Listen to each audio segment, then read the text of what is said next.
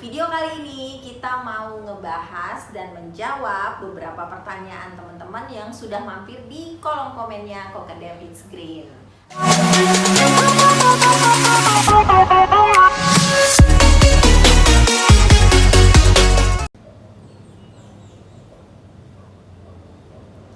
Halo, assalamualaikum warahmatullahi wabarakatuh, sahabat hijau, apa kabarnya? Mudah-mudahan sehat selalu. Dan di masa pandemi ini kita tetap terus bisa menjaga imunitas naik sehingga antibodinya terus bisa menjaga kita dari virus corona. Kemudian semoga teman-teman yang di rumah bisa tetap terus menjaga jarak dengan tidak terlalu sering keluar rumah kalau tidak ada keperluan, menjaga jarak 1,5 meter, social distancing, dan juga harus memakai masker kemanapun tiap kali pergi. Nah, ketemu lagi di channel YouTube-nya Kokadam It's Green. Nah, setelah beberapa bulan kita tidak membuat video dikarenakan euforia teman-teman yang datang ke toko, kemudian kita juga membuat mini-mini workshop untuk membuat kokedama. Nah, di video kali ini kita mau ngebahas dan menjawab beberapa pertanyaan teman-teman yang sudah mampir di kolom komennya Kokadam It's Green. Langsung aja ya. Pertanyaan pertama kita punya Konita Halimah. Nih Mbak Konita Halimah, halo, semoga sehat selalu ya Mbak. Komennya, terima kasih tutorialnya. Saya mau tanya, apakah saat membentuk bola tanah perlu sedikit dibasahi dulu tanahnya? Terima kasih. Nah, sebelumnya kita kasih tahu dulu nih buat teman-teman. Di awal-awal kita membuat kokedama memang punya beberapa trik atau tips untuk membuat bola kokedama itu menjadi bulat. Di awal memang kita menggunakan tanah langsung, jadi tanahnya itu kita bulatin dan digunakan air sedikit untuk membuat tanahnya basah, jadi membuat bolanya itu mudah. Tapi untuk saat ini kita punya trik yang tidak membuat terlalu kotor tangan, yaitu dengan menggunakan bantuan cetak seperti mangkok, nih seperti ini. Ini kita bisa pakai mangkok-mangkok yang ada di rumah, itu bisa pakai mangkok bakso, bisa pakai mangkok yang untuk cuci tangan. Jadi pergunakan apa saja bahan-bahan yang ada di rumah. Nah, ini kita buat sabutnya itu ditutupi dulu seperti ini. Jadi nanti kemudian tanahnya bisa dimasukkan, kemudian dipadatkan, lalu bisa diikat menjadi bentukannya bola. Ini seperti ini kurang lebih. Nah, nanti kalau udah begini, itu tinggal diikat dengan benang. Baru nanti bulatnya akan sempurna. Seperti ini nanti jadinya. Iya. Oke, Mbak Konita, semoga cukup jelas, dan kalau misalnya kurang jelas sebenarnya kita di video sudah ada tutorialnya bagaimana cara membuat bolanya dan bulatannya itu. Jadi langsung aja di scroll video lama dan langsung deh buat kokedamanya. Oke, pertanyaan kedua ada siapa ini ya? Tentang campuran tanah. Ada Mama Moto dan juga Nita Arkia. Campuran tanahnya apa saja tadi Kak? Itu pertanyaannya.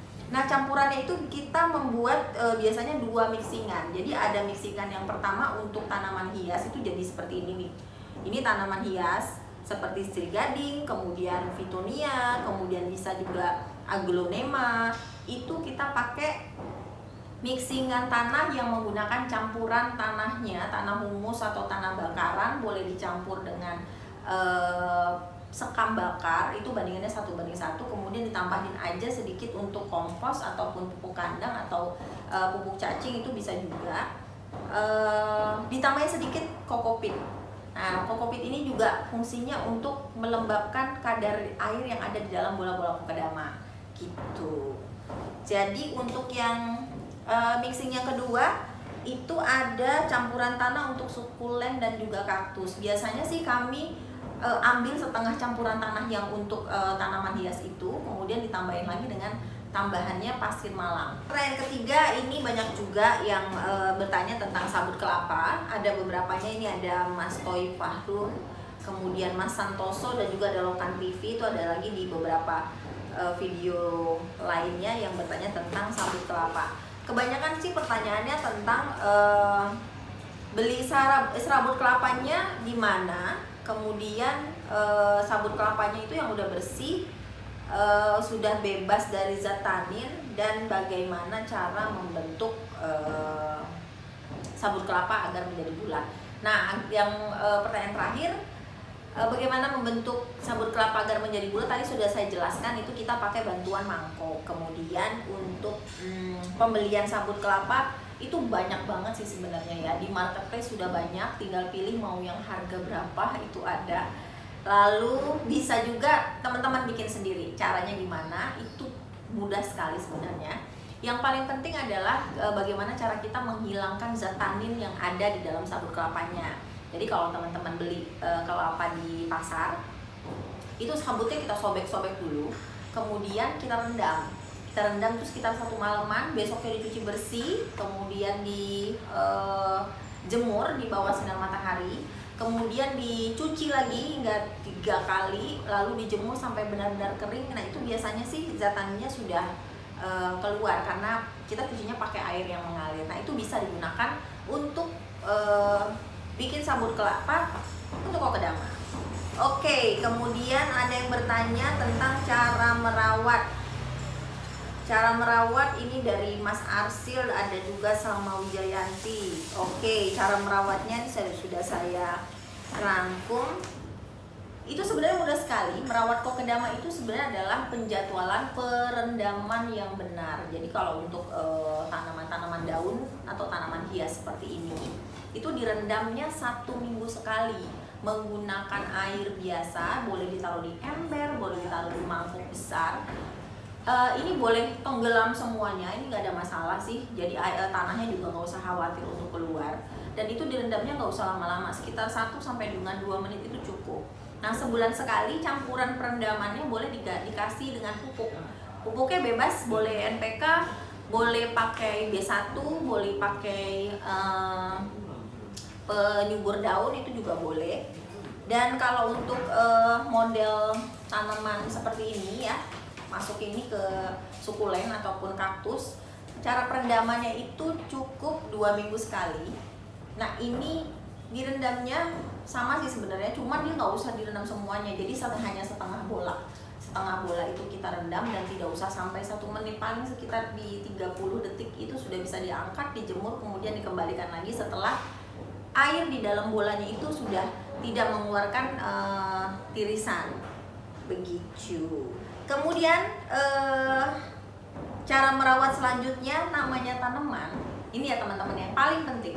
Pertanyaan kalian selalu, kenapa sih tanaman itu harus kena sinar matahari? Nah ini tuh penting banget. Yang namanya tanaman, mau tanaman indoor ataupun tanaman outdoor, penting banget untuk mendapatkan sinar matahari pagi. Walaupun tidak full 1 minggu, minimal 3 ataupun seminggu sekali boleh dijemur di bawah sinar matahari pagi, itu maksimal jam 10 pagi. Itu cukuplah 2-3 jam, kemudian baru dia masuk lagi ke dalam. Oke, itu yang pertanyaan keempat.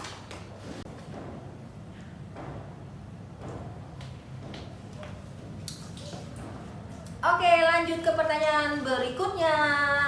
Sekarang kita pertanyaan kelima.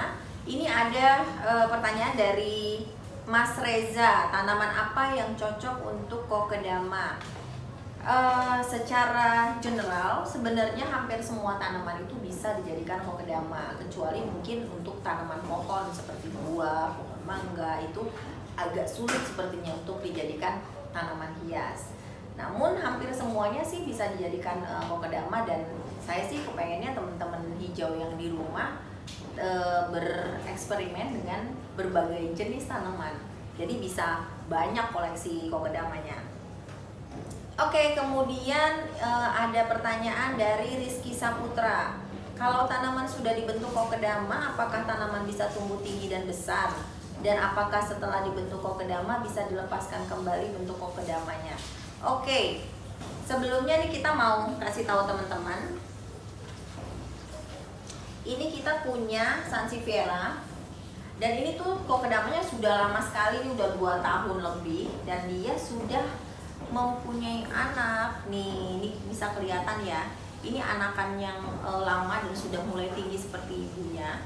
Nah, ini adalah anakan yang baru, jadi masih bentuk tunas. Nah, jadi saya mau jelasin sedikit. Sebenarnya kokedama ini prinsipnya mirip seperti bonsai.